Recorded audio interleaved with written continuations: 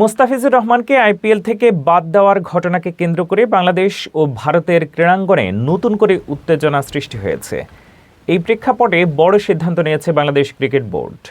ভারতে অনুষ্ঠিতব্য আসন্ন টি-20 বিশ্বকাপের লিগ পর্বে বাংলাদেশের 4টি ম্যাচ থাকলেও সেগুলো খেলতে ভারতে না যাওয়ার সিদ্ধান্ত নিয়েছে বিসিবি।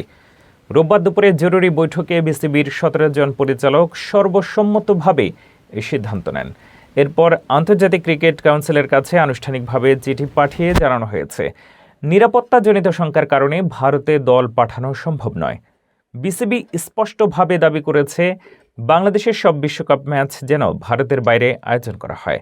মুস্তাফিজ ইস্যুতে ন্যায়সঙ্গততা ও খেলোয়াড়দের নিরাপত্তাকে গুরুত্ব দিয়েই এই অবস্থান নেওয়া হয়েছে বলে জানানো হয়েছে। সিদ্ধান্তটি আন্তর্জাতিক ক্রিকেট মহলেও আলোচনার জন্ম দিয়েছে।